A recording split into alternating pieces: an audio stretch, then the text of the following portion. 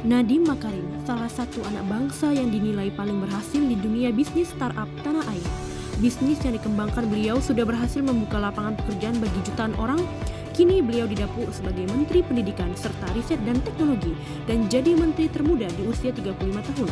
Dari perusahaan digital banting setir ke birokrasi pemerintahan, beliau merupakan lulusan Harvard University yang dinobatkan sebagai salah satu 100 tokoh masa depan dunia versi majalah Time. Dari menyikapi sikap berakhlak, maka Nadiem Makarim adalah salah satu tokoh yang patut dijadikan panutan.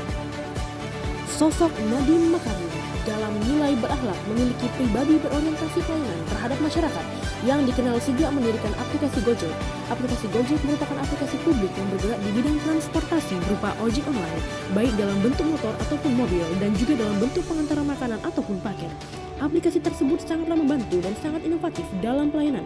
Nadiem Makarim pun sekarang menjabat sebagai Menteri Pendidikan serta Menteri Riset dan Teknologi, di mana bentuk pelayanan yang dilakukan lebih baik lagi. Nadiem Makarim pernah mengatakan bahwa menjadi menteri adalah menjadi pelayan. Lebih tepatnya, memimpin adalah pelayan yang melayani. Sikap yang ditunjukkan adalah dengan berkunjungnya beliau ke sekolah-sekolah, perguruan tinggi, bahkan pernah menginap di rumah guru honorer, yang akhirnya membuat beliau mendapat penghargaan berupa Adhikita Sewaka Pertiwi dari Menteri PANRB. Inilah yang menjadi contoh bagi ASN dalam berorientasi publik.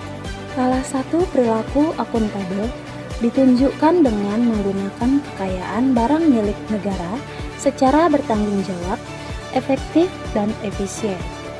Bapak Nadiem Makarim sebagai Menteri Pendidikan dan Kebudayaan pada tahun 2020 mengeluarkan kebijakan terkait pengelolaan dana BOS. Salah satunya yaitu mewajibkan pelaporan penggunaan dana BOS sebagai persyaratan penyaluran dana BOS. Kompeten. Sosok Bapak Nadiem Makarim menjunjung core value berakhlak, yang bertalenta, mempunyai banyak pengalaman di bidang bisnis. Sebagaimana yang kita tahu bahwa Bapak Nadiem Makarim merupakan pendiri aplikasi Gojek yang menunjukkan kompetennya dalam bekerja. Sekarang Bapak Nadiem Makarim sebagai Menteri Kemendikbudristek berinovasi dalam kinerja, yang ditunjukkan salah satunya ialah dengan langkah melakukan penyederhanaan kurikulum dengan cara memberikan fleksibilitas yang maksimum untuk sekolah sehingga sesuai dengan kebutuhannya. Selain itu, nilai kompeten dari Bapak Nadiem Makarim merombak ulang kebiasaan lama subsidi dana BOS, menghapus ujian nasional, dan menginisiasi kampus merdeka. Harmonis. Salah satu sikap harmonis oleh Bapak Nadiem Makarim sebagai Menteri Pendidikan dan Kebudayaan Republik Indonesia yang mengimplementasikan harmonis, yaitu program KIP Kuliah Merdeka. KIP Kuliah Merdeka merupakan jaminan pendidikan dan bantuan pendidikan bagi keluarga yang kurang mampu agar siswa dapat mencapai cita-cita tanpa terkendala oleh biaya pendidikan. Sosok Nadiem Makarim juga senantiasa menjunjung tinggi nilai loyalitas. Bagaimana tidak, pengabdian Nadiem Makarim dalam memulihkan serta meningkatkan kebudayaan dari segi situasi pandemi corona dengan meluncurkan sistem Dana Indonesia, yang mana sistem Dana Indonesia ini bertujuan untuk kemajuan kebudayaan Indonesia.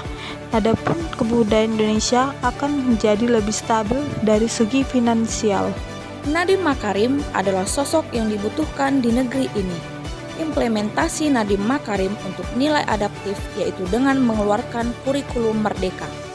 Kurikulum ini merupakan upaya penting dalam pemulihan pembelajaran masa COVID-19.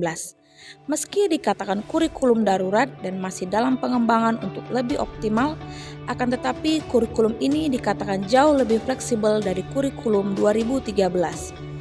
Kurikulum Merdeka menekankan bagi para guru untuk bisa mengembangkan berbagai macam perangkat pelajaran yang sesuai dengan kebutuhan masing-masing peserta didik. Nadiem Makarim melakukan inovasi dan implementasi untuk terus beradaptasi dengan perkembangan zaman yang semakin maju ini. Nilai kolaboratif yang ditunjukkan oleh Bapak Nadiem Makarim yaitu dengan melakukan kerjasama dengan Google Indonesia.